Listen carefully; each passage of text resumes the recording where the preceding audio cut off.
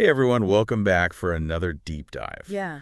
Today we're going to be looking at a topic that I think is super relevant for just about anyone. Yeah. And it's all about getting your way without having to, get into those shouting matches with people. Yeah, exactly. We're putting those heated debates aside and instead exploring how to really influence people and persuade people, not through arguments, but through carefully chosen actions. Exactly. So think of this like a masterclass in persuasion. Mhm. And we're going to be distilling some really powerful techniques from a couple of fascinating sources. Yeah. We're looking at excerpts from this book all about power dynamics and also drawing on some really fascinating historical anecdotes. And hopefully by the end of this deep dive, we'll equip you with some timeless strategies to help you navigate those tricky situations where you need to get your point across effectively Right. without those unproductive arguments. Exactly. Yeah. So to kick things off, we have this really intriguing concept from the book. It's called Law 51. Win through your actions, never through argument. And I think the title kind of says it all right. It's emphasizing that demonstration is so much more powerful than debate. Yeah, it's a fascinating principle, and I think a lot of us can relate to that. The book also cautions against the trap of the Pyrrhic victory. Oh, yeah. You know those times when you technically win an argument, Right, yeah. but it kind of leaves this bitter aftertaste? Totally. Yeah, you've proven your point, but, the other person is secretly plotting revenge. It's like winning the battle but losing a war. Exactly. You might score a temporary victory, but the resentment lingers. The damage to the relationship outweighs any gains. And that brings us to this amazing story from Herodotus's histories about King Amasis of Egypt. He faced a real challenge early on in his reign. Yeah, he was looked down upon because of his humble origins. Not exactly the picture of a powerful, respected king, right? Not really, not the ideal image for a ruler who's trying to command respect. But Amasis, he was incredibly clever. He took a golden foot bath. Something most people wouldn't even dream of owning. A golden foot bath. Mhm. Talk about luxury. Yeah, but Amasis wasn't interested in pampering his feet. He had this foot bath melted down and transformed into a statue of a god. Oh, okay. Now things are getting interesting. He then strategically placed this statue in a prominent spot in the city where everyone would see it. So what happened? Did people recognize it as, oh, that's the former foot bath? Not at all. They just saw this magnificent statue of a god, and naturally they started worshiping it. Then Amasis called a grand meeting and did something really unexpected. He revealed the statue's true origin. He told them it was once just a humble foot bath. That's pretty bold. It was a brilliant move. He basically said, look, just as you came to revere this transformed object, you should show me the same respect, even though I may not come from the background you expect. So instead of arguing for his legitimacy, he showed them he used this powerful symbol to shift their perception of him. Exactly. He understood the power of visual representation, appealing to their emotions, their sense of awe. It was subtle manipulation, but highly effective. It definitely makes you think about the power of symbolism and how it can be used to influence people's opinions without resorting to forceful arguments. Absolutely. It's a classic example of winning people over, not by telling them what to think, but by orchestrating an experience that leads them to the desired conclusion. That's a really powerful story. It's kind of amazing sometimes. The most persuasive arguments are the ones we never actually voice. Yeah. But, what about those situations where it's so tempting to jump into a debate, especially when you're convinced you're right? Well, let's dive into another story from the book, and this one serves as a bit of a cautionary tale. This time, we're transported back to ancient Rome, where a consul named Mucianus was leading a siege against a Greek town. Oh, sieges. Always a recipe for tension and high stakes. Exactly. So what was the persuasive challenge that Mucianus was facing? He needed a battering ram and a really big one to break through those city walls, and he remembered seeing these massive ship masts in Athens, and he thought those would be perfect for the job. He was thinking big. Makes sense given the task at hand. He was. But here's where things get interesting. The military engineer in Athens had a different perspective.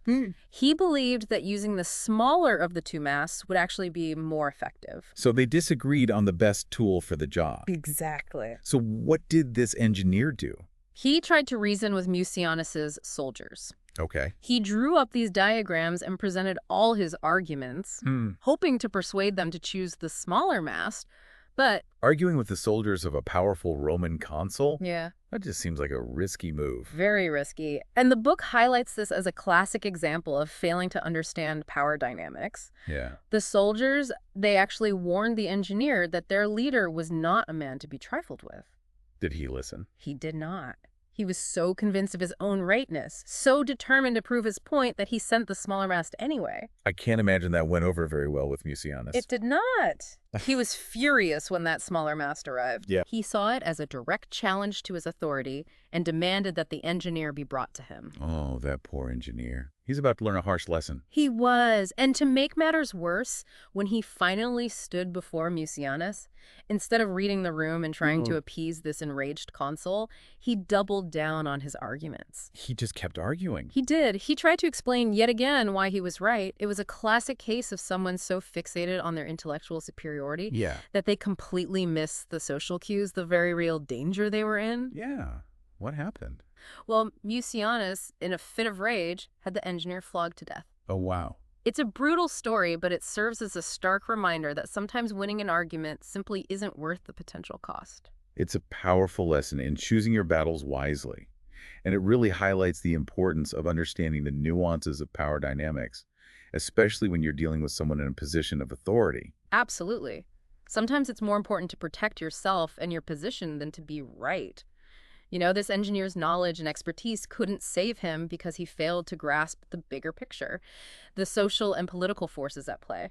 It makes you think, how often are we maybe so focused on proving our point Right. that we miss those crucial, subtle cues, those unspoken rules that kind of govern social interactions? It does. It raises an interesting question for our listeners, too. How can we become more attuned to these dynamics? Right. How can we develop the wisdom to know when to push our ideas and when to strategically hold back? Excellent point.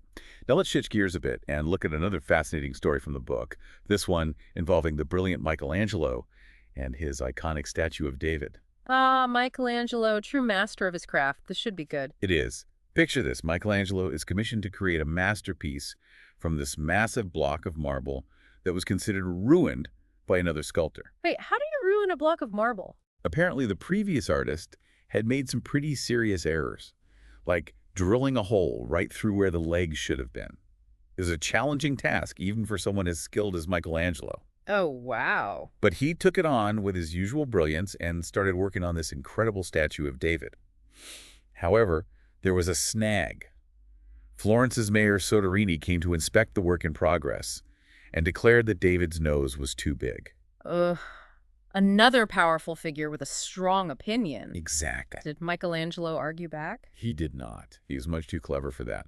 Instead, he invited Soderini up onto the scaffolding with him, right under the giant statue's nose. I'm intrigued. What happened next? Michelangelo picked up his chisel and some marble dust Okay. and pretended to work on the nose, making a big show of sculpting and refining. Yeah. But here's the thing. He wasn't actually changing a single thing. He's just making it seem like he was making adjustments. That's brilliant. Yeah, exactly. After a few minutes of this charade, Michelangelo stepped back and asked, "Look at it now." And Soderini, fully convinced that he'd witnessed Michelangelo's artistic genius at work, replied, "I like it better. You've made it come alive." Wow. Michelangelo managed to appease a powerful critic and protect his artistic vision without changing a thing. It's amazing. He expertly manipulated Soderini's perception without making him feel foolish or challenged. Absolutely. And it's a brilliant example of how understanding human psychology, particularly that desire to feel validated and respected, can be a powerful tool of persuasion. It's a subtle art, isn't it? Being able to navigate these delicate situations where direct confrontation could be disastrous, Right. and instead find a way to guide someone towards the desired outcome without them even realizing they're being persuaded. It really highlights the power of showmanship, of using subtle actions and carefully crafted performances to shape people's perceptions and achieve your goals without those lengthy arguments or confrontations. Makes you wonder how many arguments we could all avoid if we thought a little bit more like Michelangelo, using clever demonstrations and really understanding human psychology. Yeah, it does. And speaking of skillful demonstrations, the book also highlights the story of Sir Christopher Wren, the brilliant architect who designed St. Paul's Cathedral in London. Ah, Wren, another master of his craft. What persuasive challenge did he face? Well, Wren also designed a town hall for the city of Westminster. Okay. But the mayor at the time was a bit of a worrier. He was convinced that the second floor wasn't sturdy enough and kept pestering Wren about it. I can imagine that getting old quickly, especially for someone of Wren's stature. It did, and the mayor eventually demanded that Wren add these two massive stone columns for extra support. Now, Wren, being the brilliant engineer that he was, knew that these columns were completely unnecessary. So what did he do? I bet he didn't just give in to the mayor's anxiety. He did not. He understood that sometimes you need to choose your battles carefully. Right. So he agreed to add the columns, but he did something quite clever. Okay, I'm hooked. What did he do? Years later, after the town hall was built and everyone was happy, some workmen discovered that the columns didn't even reach the ceiling. What? They were dummy columns purely for show. Wow, he played the long game. He did. He satisfied the mayor's need for reassurance without compromising his architectural vision. Exactly. He found a clever way to navigate a potentially difficult situation, keep everyone happy, and it demonstrated that sometimes a little creative compromise can go a long way. It's a great example of using action rather than argument to achieve that desired outcome. Right. And speaking of actions, speaking louder than words, there's this fascinating anecdote about Henry Kissinger that really brings home the power of symbolism. Oh, yes, Kissinger, a master of diplomacy and strategic maneuvering. What did he do? During some really tense negotiations with Israel, Kissinger decided to take a break from the talks and visit the ruins of Masada. Masada, the ancient fortress where Jewish warriors famously chose mass suicide over surrender to the Romans. The very same Kissinger's visit was very calculated, laden with symbolism. Without saying a word, he was sending a really powerful message. What kind of message? He was subtly reminding the Israelis of the dangers of taking an unyielding stance of refusing to compromise. It was a powerful reminder of the consequences of choosing defiance over negotiation. That's incredible. He used a historical site, a potent symbol of resistance and sacrifice, to influence the course of negotiations. Yeah. A truly masterful display of action-based persuasion. It highlights the importance of thinking beyond words, of understanding the impact that action symbols, even strategic silences, can have on the way people perceive a situation. It does. But we also need to acknowledge that this idea of persuasion through action can be used in less noble ways. The book touches upon this with a story about a con man named Count Victor Lustig. A con man.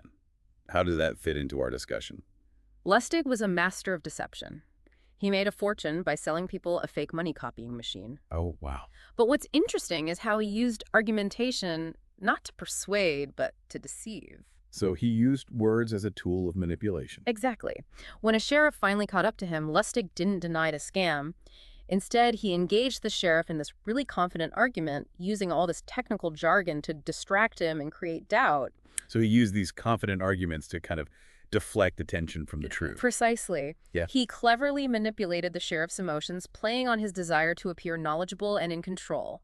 He essentially argued his way out of trouble, at least temporarily. It's a reminder that while actions often speak louder than words, words themselves can be powerful tools, especially when wielded by someone with that talent for deception. It is a cautionary tale reminding us to be discerning, to not be swayed by eloquence alone, but always look for that substance behind the words. So as we wrap up our deep dive into the power of actions over words, what key takeaways can our listeners apply to their own lives? I think the most important lesson is to be mindful of the many ways we communicate, Right. both intentionally and unintentionally.